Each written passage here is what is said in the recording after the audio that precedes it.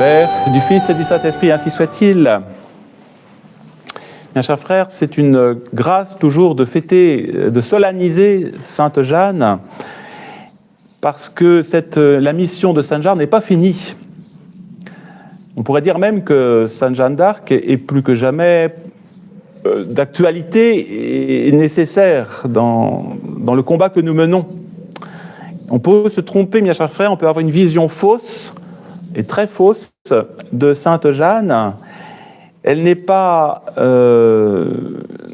une mission de défense de l'intérêt national, elle n'est pas l'héroïne nationale que la loi du 10 juillet 1920 décide de fêter. La mission de Sainte Jeanne d'Arc, elle est d'abord et essentiellement surnaturelle. Elle a une mission qui est providentielle, qui dépasse le cadre purement national. On pourrait dire que le deuxième événement providentiel de la France, eh bien, après le baptême de Clovis, à 900 ans de distance, eh bien, ça va être Sainte Jeanne d'Arc, comme il l'a fait d'ailleurs dans l'Ancien Testament, hein, et il va susciter cette jeune fille, hein, dont le nom est la grâce de Dieu, hein, et qui reste à son époque déjà, et encore aujourd'hui, un signe de contradiction. En effet, hein, on retrouve chez Jeanne d'Arc, Sainte Jeanne d'Arc, vraiment l'image de notre Seigneur Jésus-Christ. On voit un parallèle entre la vie de notre Seigneur et celle de Sainte Jeanne d'Arc. D'abord, une vie cachée, des travaux humbles dans un village inconnu, et ensuite, comme pour notre Seigneur, la reconnaissance de sa mission par des théologiens, ça va être à Poitiers, et puis une vie publique qui va durer 3 ans, de 1429 à 1431. La virginité également, signe de Sainte Jeanne. On va l'accuser de séduire, comme notre Seigneur, par la sorcellerie. Elle va être trahie comme notre Seigneur, abandon général, sauf par sa mère, hein, et elle va être humiliée, et elle va aussi recevoir des consolations surnaturelles par ses anges. Procès unique, comme notre Seigneur, hein, devant un tribunal totalement illégitime. Pardon, ce tribunal légitime, mais mené par des clercs tout à fait indignes, comme l'étaient ceux de notre Seigneur. Par contre, la mort, oui, condamnation à mort illégale, voilà, pour un motif complètement fallacieux. Horreur du supplice, ce n'est pas la croix, mais ça va être le feu, qui va être exécuté par une puissance étrangère. C'était les Romains, et là, ça va être les Anglais. Et puis, on va voir, après cette supplice, eh bien, le trouble des uns, certains vont être troublés, hein, nous avons tué une sainte, et puis l'endurcissement des autres. Monseigneur Cochon de dire « j'ai fait un beau procès ». D'ailleurs, on retrouve son caveau dans l'église, la cathédrale de Lisieux. Il est toujours là. Et puis, la mort, qui va être la partie importante de sa mission. Alors, vous voyez, on peut vraiment faire un parallèle tout à fait providentiel entre la vie de notre Seigneur et celle de Sainte Jeanne. Alors, quelle est la mission de Jeanne d'Arc ? Eh bien, elle va être résumée dans cette phrase que le dauphin va prononcer quand il va la rencontrer. Il va lui dire ceci, le dauphin, « Dieu a pitié, pardon, c'est elle qui va le dire, Dieu a pitié de vous, donc de vous, prince, de votre royaume, de votre peuple, car Saint-Louis et Charlemagne sont à genoux devant lui. » Voilà. Saint-Louis et Charlemagne, vous voyez, intercèdent à l'époque devant Dieu pour le royaume de France. Alors, si on reprend les phrases de Sainte Jeanne, Dieu a pitié de vous. Dieu va mettre, voyez, un terme, il a pitié, c'est-à-dire qu'il va avoir compassion, il va mettre un terme au terrible châtiment de la monarchie que Philippe le Bel avait attiré, la colère que Philippe le Bel avait attirée sur le trône de France en se révoltant à l'époque contre le pape, hein, un siècle auparavant. C'est ça l'origine de ce fléau qui était tombé sur la France. Ensuite, il dit, donc Dieu a pitié de vous, vous princes, il va restaurer la monarchie. Dieu a pitié de votre royaume. Dieu va mettre en effet fin à cette guerre de 100 ans qui a été évidemment un châtiment effroyable.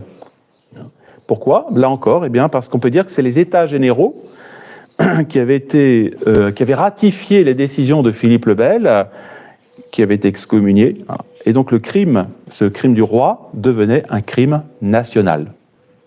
Donc le fléau était tombé. Donc Dieu a pitié de votre royaume. Et puis Dieu a pitié de votre peuple. Il va libérer la France de la tutelle anglaise un siècle plus tard, en 1534. Pourquoi il va le libérer? Parce que l'Angleterre, nous le savons, va tomber dans le schisme et la folie sanguinaire d'Henri VIII. Alors, vous voyez, dans cette parole que Sainte Jeanne prononce au prince, au roi, au dauphin, pardon, ça veut dire quoi? Que Dieu récompense et châtie. La nation, le roi, le peuple, les institutions. Dieu est monarchiste, mais attention, le roi doit être son lieutenant. Il doit respecter les lois divines. Et puis Dieu est catholique. Il n'est pas anglican. Il va sauver la France de la tutelle anglaise pour éviter que la France ne devienne anglicane. Ce qui veut dire, vous voyez, que le bon Dieu est Dieu. Il est seul à savoir pourquoi il permet certaines choses. Pourquoi donner la victoire aux Français plutôt qu'aux Anglais? Pourquoi restaurer par un miracle un Charles VII qui va ensuite s'empresser? Ensuite, plus tard, peu de temps après, en 1438, il va établir ce qu'on appelle la pragmatique sanction pour retirer l'Église de France de l'obédience du Saint-Siège. On pourrait dire que le bon Dieu écrit droit avec des lignes un peu courbes. C'est-à-dire que personne ne peut lui faire la leçon. Mais revenons à la mission de Sainte Jeanne. Essentiellement, qu'est-ce que c'est? C'est tout simplement faire reconnaître la royauté suréminente de notre Seigneur Jésus-Christ. Et ensuite, l'autorité dont il investit le pape, vicaire, et le roi, le vicaire du Christ, et le roi, lieutenant du Christ. Et vous voyez, c'est le problème aujourd'hui, quand on lit, quand on étudie, ou quand on parle de Sainte Jeanne d'Arc, on réduit cette mission de Jeanne d'Arc à une mission nationaliste, la sainte de la patrie. Alors évidemment, on peut utiliser cette expression, pourquoi pas, mais elle est dangereuse. Et c'est monsieur de Vigry, Jean de Vigry, grand historien, et il faut lire le livre Les deux patries, qui permet de bien comprendre quelle est la vraie patrie que Sainte Jeanne sert. La patrie que Sainte Jeanne sert, c'est la vraie patrie, la patrie traditionnelle, la vraie France, la douce France, la terre des ancêtres, le pays, dit Jean de Vigry, le pays de la naissance et de l'éducation, qui doit respecter, qui doit inciter à la fidélité, au respect, à la piété de Dieu, à la piété des parents, etc. Pour nous conduire, cette patrie qui va nous conduire à la vraie patrie, c'est-à-dire le ciel. Ça, c'est la vraie France.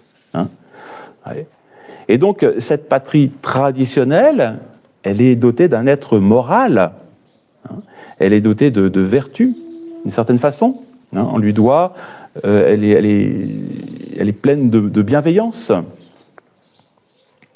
C'est un être vivant, comme disent les théologiens, un petit peu, où les êtres sont liés entre eux par la foi.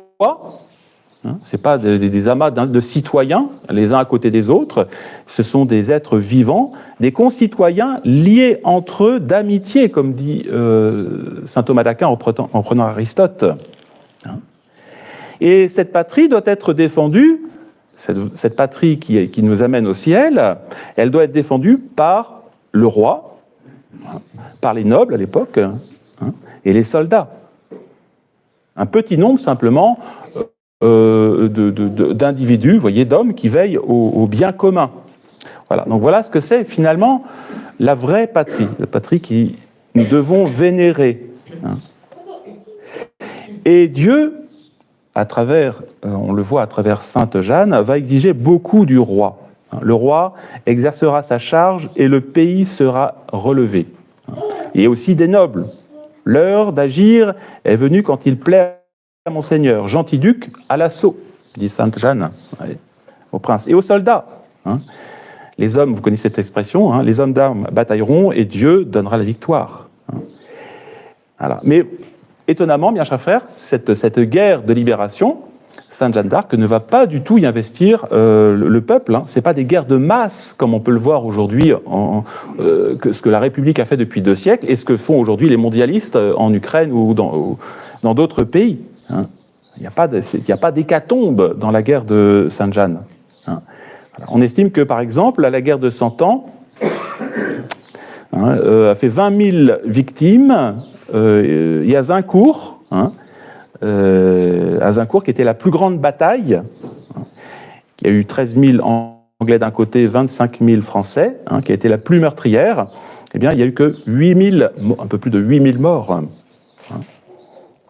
Le but, vous voyez, de Sainte Jeanne d'Arc, ce n'est pas de pousser les gens à des guerres de masse, comme ça a été le cas, on invoquait Sainte Jeanne d'Arc en 14-18, mais à chaque fois, ce n'est pas du tout ça, ce n'est pas la vérité.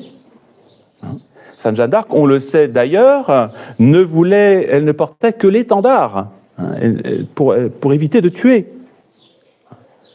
Alors non pas que le soldat ne doit pas tuer, mais tout simplement parce que c'était une femme. Alors, comme les prêtres, et les femmes n'ont pas ce droit de tuer. Voilà, donc pour Jeanne d'Arc, il faut vaincre l'ennemi, mais on ne le hait pas. Et c'est pour ça que le confesseur de Sainte Jeanne d'Arc disait « Elle se lamentait beaucoup et pleurait sur ces gens morts et surtout sans confession, morts sans confession. » Alors, et elle va lancer au capitaine anglais, vous connaissez, Glasdal, qui va mourir « J'ai pitié de ton âme et des tiens. » Alors on est loin, vous voyez, bien chers frères, c'est très intéressant de voir qu'on est excessivement loin de cette fausse Jeanne d'Arc qu'on essaie de nous vendre aujourd'hui, qui représente la fausse patrie, la patrie révolutionnaire, et qui, pourtant, on connaît Sainte Jeanne d'Arc, qui jamais ne vit sans français, le sang SANG, le sang français, sans que ses cheveux se levassent droit. Et pour elle, le sang français qui était versé était une chose terrible.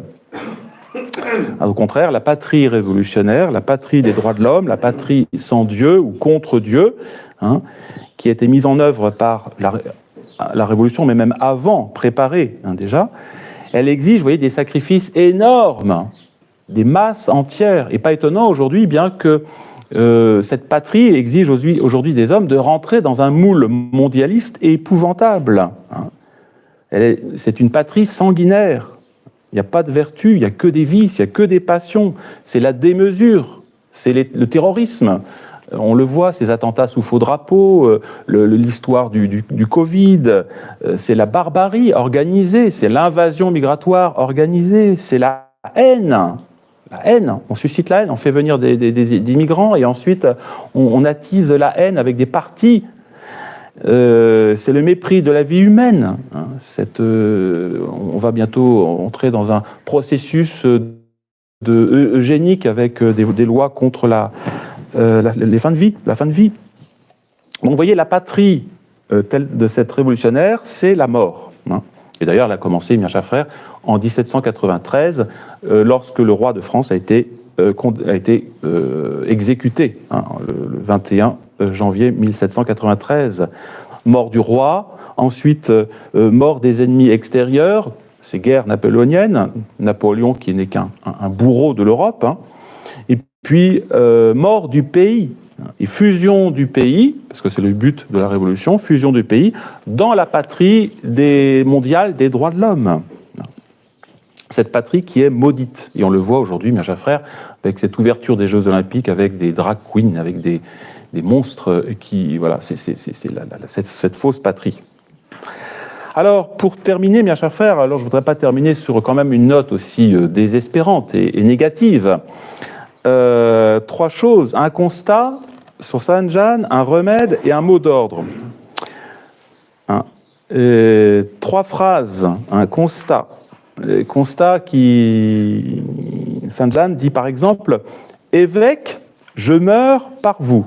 J'en appelle devant vous, de vous devant Dieu. » Et bien, chers frères, ce constat, c'est finalement le cri que nous pouvons encore proclamer avec Jeanne d'Arc. C'est plus non plus l'évêque cochon, mais c'est l'évêque de Rome. Évêque, c'est par vous que je meurs. Et cette fois-ci, ce n'est pas des corps qui vont mourir, qui vont être brûlés par les flammes, mais c'est les âmes aujourd'hui, mes chers frères. Évêque de Rome, c'est par vous que je meurs. Aujourd'hui, on peut dire les damnés qui sont en enfer, qui sont damnés à cause peut-être de ces catéchismes, de cette pastorale infernale depuis le Concile Vatican II, on pourrait dire, oui, évêque, c'est par vous que nous mourrons. Pas par vos catéchismes scandaleux, par vos rites hérétiques, et par votre apostasie. Et nous en appelons de vous devant Dieu. Chers frères, vous voyez, le cri de Jeanne d'Arc, il est toujours d'actualité. Et puis, je vous dis, un constat, donc c'est le constat le même d'aujourd'hui. Et puis un remède. Eh bien, Sainte Jeanne, vous voyez, elle est condamnée par la hiérarchie ecclésiastique. Oui, je m'y crois soumise quand on lui pose la question, mais, dit-elle, Dieu premier servi. Un modèle, vous voyez, c'est ça, la véritable obéissance. On obéit d'abord à Dieu. Elle meurt excommuniée par les autorités ecclésiastiques. Elle meurt sur le bûcher, condamnée par les autorités ecclésiastiques. Elle meurt pour hérésie, apostasie et schisme. Bien, chers frères, comment ne pas penser à tous ces fidèles qui, depuis maintenant 50 ans, plus de 50 ans, ont été persécutés par la hiérarchie et la révolution conciliaire, qui ont été non pas brûlés sur le bûcher, mais on peut dire brûlés sur le bûcher médiatique. Comment ne pas penser, mes chers frères, à Monseigneur Lefebvre, à Monseigneur de Castromayer, qui, en 1988, disait déjà « Nous vivons le procès de Jeanne d'Arc, mais dans notre cas, cela ne se passe pas d'un seul coup. C'est sur 20 ans. » Déjà en 1988, nous sommes en 2024, mes chers frères, on pourrait dire maintenant cela se passe sur 50 ans. Voilà, donc remède bienfaisant que nous donne Jeanne d'Arc, c'est, vous voyez, Dieu premier servi. Et puis enfin, un mot d'ordre, ça sera le nôtre pour terminer.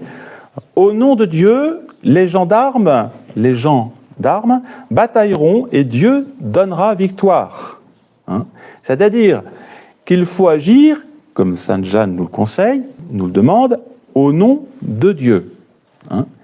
Et, mes chers frères, la tentation, c'est toujours d'agir au nom de telle institution, au nom de telle personne, au nom de tel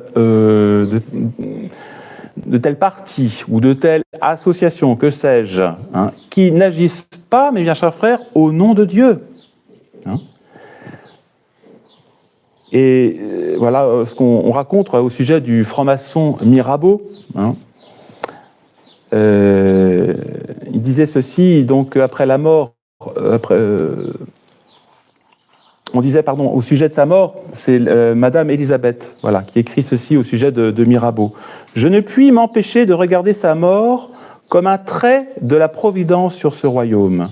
Je ne crois pas que ce soit par des gens sans principe et sans mœurs que Dieu veuille nous sauver. » Si Dieu, mes chers frères, veut nous sauver, ce ne sont pas par des politiques, c'est tout simplement par des hommes eux-mêmes rattachés au ciel, comme l'était Sainte Jeanne d'Arc, ainsi soit-il. Au nom du Père, du Fils et du Saint-Esprit, ainsi soit-il.